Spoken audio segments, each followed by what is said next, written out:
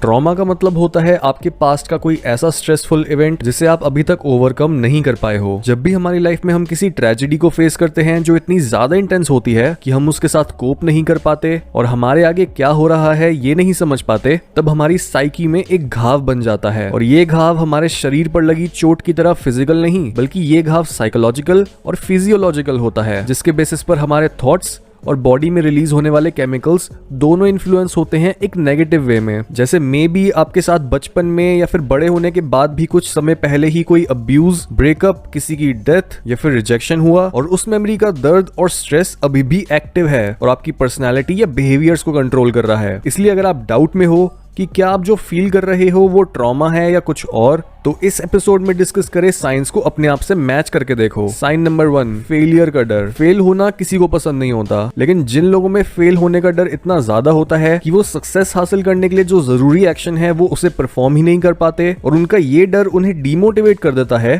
तो चांसेस हैं कि ऐसे इंसान की साइकोलॉजी किसी ट्रॉमा से इन्फ्लुएंस्ड है। इस तरह से एक इंसान अपने एंग्शियस बिहेवियर की वजह से हमेशा डिसीजंस लेते टाइम कंफ्यूज रहता है और जब उसके आगे कोई अच्छी अपॉर्चुनिटी आती भी है तो वो उसे पहचान नहीं पाता और उसे मिस कर देता है। ऐसे लोगों को अननोन को फेस करने से इतना ज्यादा डर लगता है कि ये कभी भी अपने एक्सपीरियंस के स्कोप को एक्सपैंड ही नहीं करते और अपनी ग्रोथ को लिमिट कर देते हैं। साइन नंबर 2, सक्सेस का डर। जहां कई लोग फेलियर से डरते हैं, वहीं कई लोग ऐसे भी होते हैं जो खुद को जानबूझकर किसी न किसी मुश्किल में फंसा लेते हैं ताकि वो अपने दिमाग में चलती वही पुरानी स्टोरी को रिपीट कर सकें कि वो एक लूजर हैं, दुनिया उनके खिलाफ है, बाकी सब सक्सेस हासिल कर रहे हैं, सिर्फ वो नहीं, और वो कभी भी कुछ अच्छा डिजर्व ही नहीं करते। जब भी हम अनकॉन्शियस पैटर्न्स की बात कर रहे होते हैं तब हम ऐसी ही स्टोरी की तरफ इशारा कर रहे होते हैं। ये स्टोरी हमारी आवाज नहीं बल्कि हमारे पेरेंट्स, गार्डियंस या दूसरे बड़े लोगों की आवाज होती है जिसे हमने अपने बचपन में इंटरनलाइज कर लिया था और अब हम अपने ट्रू सेल्फ की आवाज को इस दूसरे लोगों की आवाज से डिफरेंशिएट ही नहीं कर पाते और जाने अनजाने में सेल्फ सैबोटाजिंग बिहेवियर्स यानी खुद को ही नुकसान पहुंचाने वाली चीजें करते रहते हैं। Sign number 3, low self esteem और लो कॉन्फिडेंस। ये यूजुअली उन लोगों में देखने को मिलता है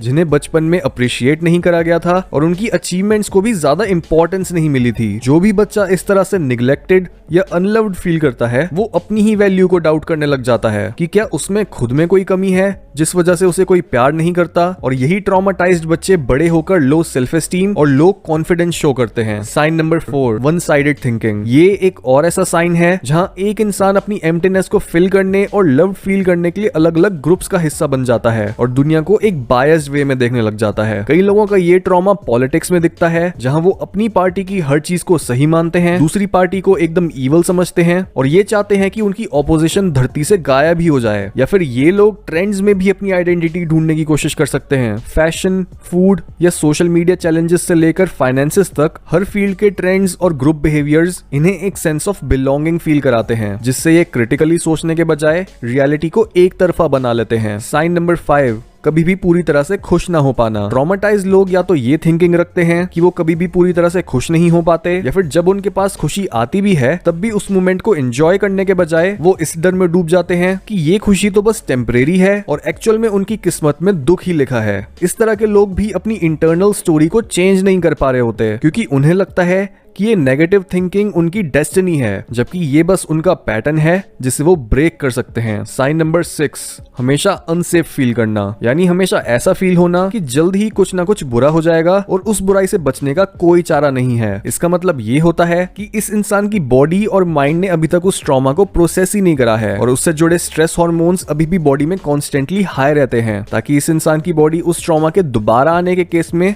पहले से ही तैयार रहे। Sign number 7, poor sleep. ये पॉइंट भी अनसेफ फील करने से ही रिलेटेड है क्योंकि जब एक इंसान की बॉडी हमेशा स्ट्रेस केमिकल से भरी रहती है तो वो हमेशा फाइट और फ्लाइट मोड में रहता है जो कि हमें चौकन्ना बनाता है और इस वजह से डीपली ट्रॉमाटाइज्ड लोग तब तक ढंग से नहीं सो पाते जब तक वो अपने ट्रॉमा को हील नहीं कर लेते।